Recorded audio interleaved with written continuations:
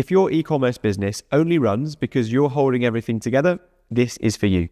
You didn't build a business, you built a job for yourself. And the most frustrating part is that you can still be making decent revenue, even scaling, and the business will still feel like it's fully dependent on you. My name is James Erdley. I built my own 7-figure e-commerce brand, and I now help other founders to step out of the day-to-day operations while scaling. And in this video, I'll show you exactly why founders get stuck doing everything and the simple shift that gets you out. Now, this all starts innocently because you've founded the business, and so you have to wear all the hats, do everything yourself initially. But even when the business grows, your habits don't change. And the reason for that often is because you're fantastic at what you do. And because you're so good at building a business, you've held on to everything because you're great at it and it's worked for you so far. But as you scale, if your habits don't change, you're going to get pulled in every single direction doing everything. And so what that looks like is that you're constantly context switching all day.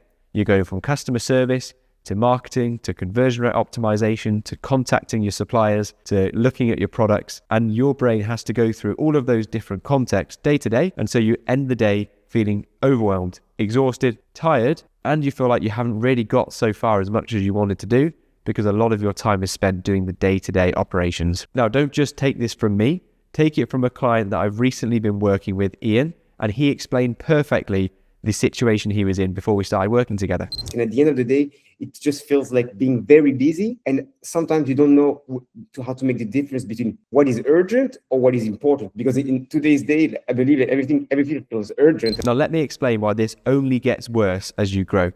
Because ultimately, you have your working day. Maybe as a founder, you're working 10, 12, 16-hour days. I know how it is when you're first getting started in some cases. And you have your start of the day till the end of the day. Let's just call it 9 till 6. And when you first start, because you're not that busy operationally, maybe the operations of your business only takes up this amount of time where you're handling customers, handling orders, the day-to-day operations, just keeping the business running. And so you've got all of this time to work on scaling. So you're doing income generating tasks and you're tweaking your marketing campaign and working on your website. So because you've got that time to spend on the important stuff, you are going to scale your business. And so as you scale your business, what happens is your operations part of the business increases because you've got more orders, you've got more customers, more issues to handle. So the amount of time you now have for income generating tasks is reduced. And so the amount of speed you're going to see because you're only putting this time into income generating is reducing every time. But because you're still putting some time to growing, you'll grow again because you're good at what you do. But you grow to a point where all of your time is now spent just doing day-to-day operations because you're busy. And so it is absolutely crucial that we get ourselves back to doing the income generating tasks because we're never going to be able to scale a business if we're spending all day working on the day-to-day operations. And what happens in this situation is you start making mistakes because you're so busy doing everything in the business. Listen to what Ian said about this part of the business. Like I started making mistakes already a while back with just little details like, missing products in orders for a B2B or, errors in the invoices I would make because, just so many tasks to do. And those are. So let me walk you through now the 3 traps that keep you stuck in the business as a founder. So trap number 1, and I guarantee you're going to recognize yourself in at least one of these traps. The first one is that you say, I'm good at it. And therefore, I will do it the best and I'm going to keep hold of that task myself. Now, I agree with you. Fantastic. You are amazing at getting 5-star reviews because you deliver unscalable service to your customers as the founder. But that is not the prize we want to win. The only way we're going to scale this business and not become a slave to it and a slave to our customers is if we enable other people to deliver a fantastic customer experience.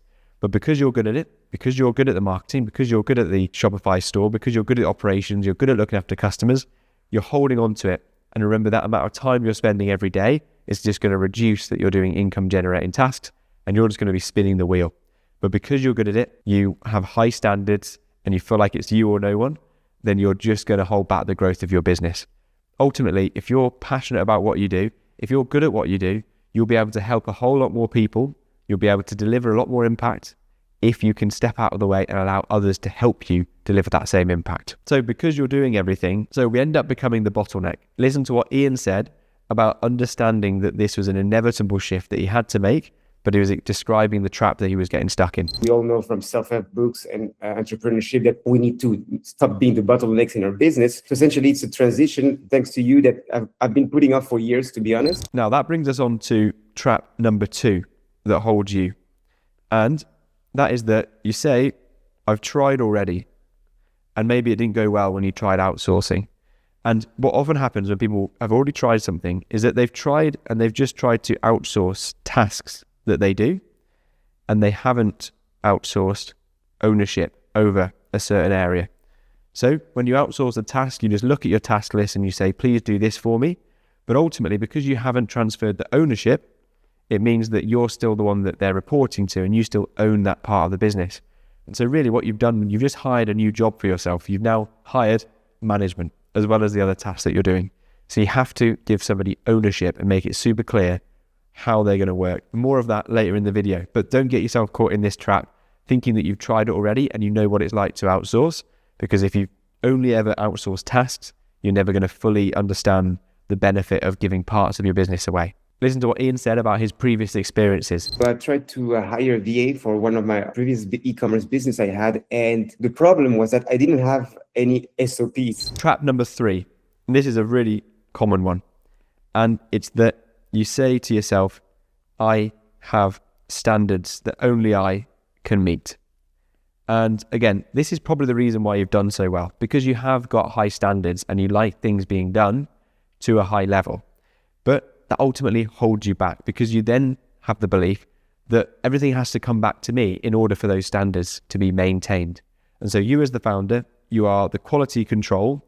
You are also the context holder, because only you know the standards that you want things to be done to. And ultimately, you're the decision maker.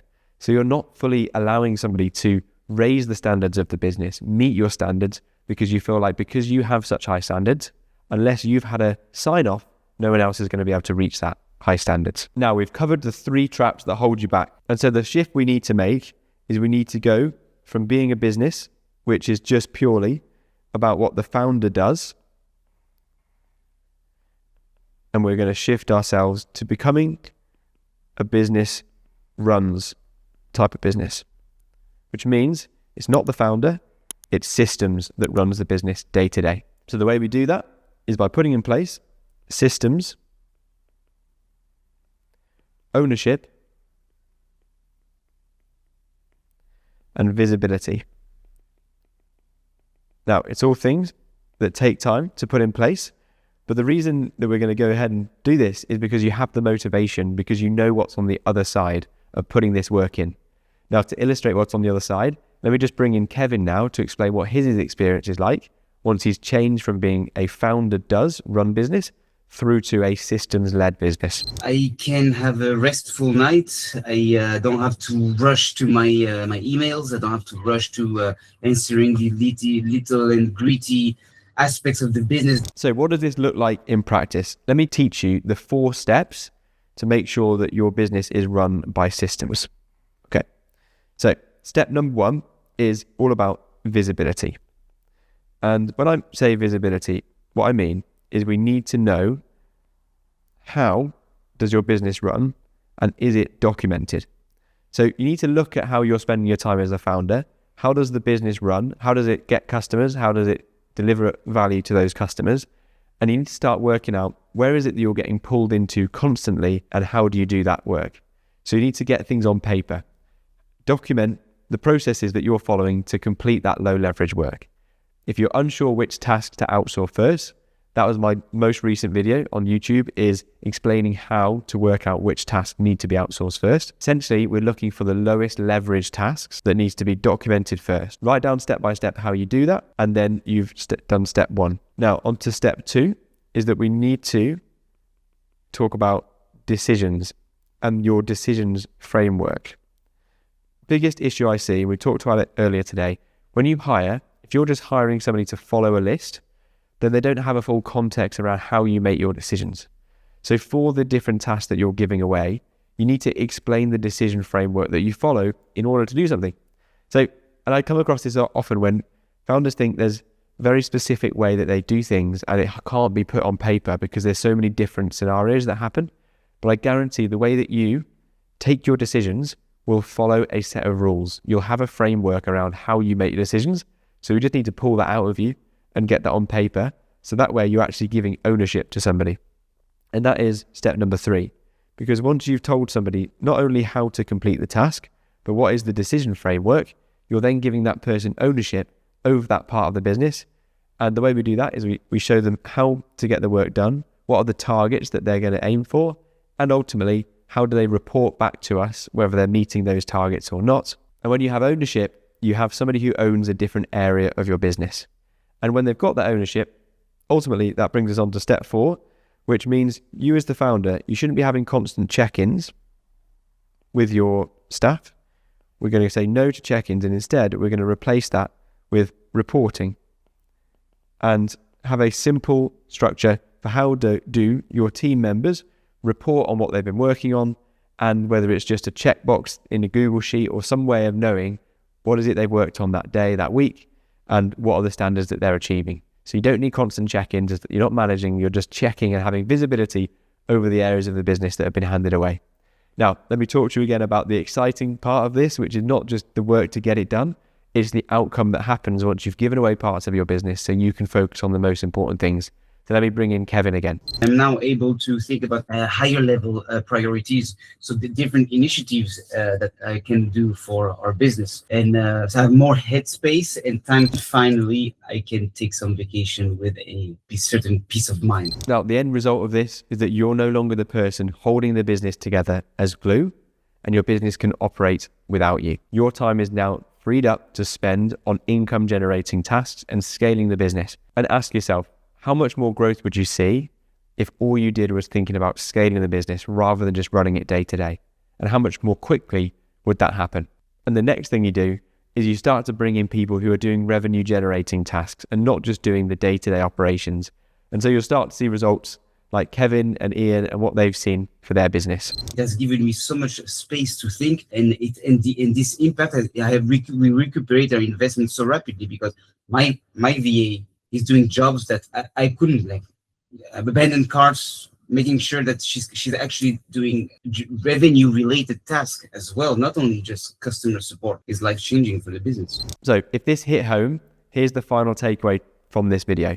And that's that if your business is dependent on you as the founder, it's going to feel heavy, slow, and your business will stall.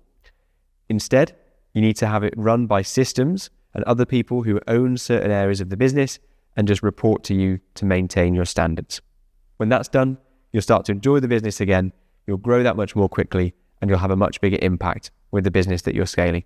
And now I love this analogy that Ian and Kevin used and spoke about when we spoke on our call about what happens to your potential if you're the one doing everything. Like when you're dealing with the nitty-gritty things of the business, you're like a caged tiger, essentially. You just want to like go and explore and conquer, but you're held back because of those little things you have to do, so you don't never have time to actually go out and conquer. So I hope you've enjoyed the video today. If you have, let me know and I'll catch you in the next one.